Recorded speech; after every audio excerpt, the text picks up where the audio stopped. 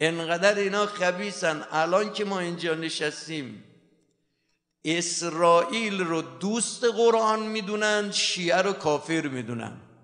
توجه میفرمایید چه عرض میکنم؟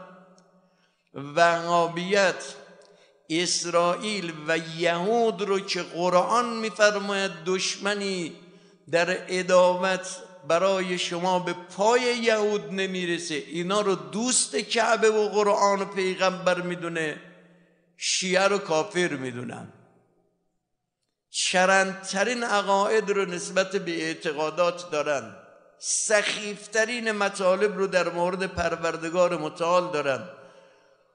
یادم هست یه بار محضرتون عرض کردم در منبر حرم، این ابن بطوطه اسپانیایی میگه من در دمشق رفتم توی مسجد بزرگ دمشق، دیدم یه آقای منبره داشت برای مردم مسئله میگفت.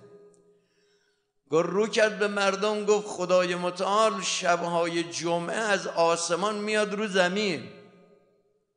گفت یه نفر لابلای این ازدحام جمعیت بلند شد گفت شیخنا مسئلتون.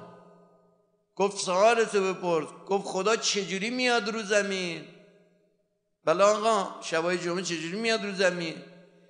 گفت ابن بطوطه رو منبری که نشسته بود، این آقا که ابن بطوطه میگه این آقا رو منبری که نشسته بود سر خورد پایین.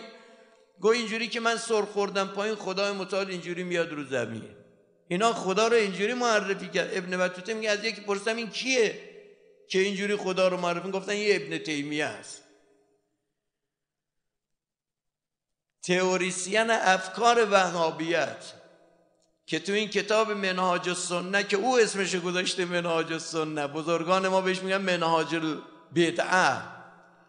با دانشجوها مکه بودیم، اومدیم قبا، کنار مسجد قبا یه کتاب فروشی بود، من رفتم تو این کتاب فروشیه، یا آقای خب دید یا آخوند اومده عرض کنم با لباس روحانیت شیعه تو کتاب فروشی، این کتاب منهاج السنه ابن تیمیه رو به من هدیه کرد. خودشم خندید و به من هدیه کرد.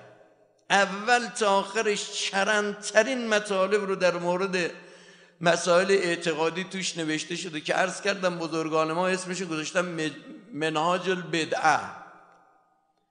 خب وهابیت افکارش از کی گرفته؟ از ابن تیمیه گرفته دیگه.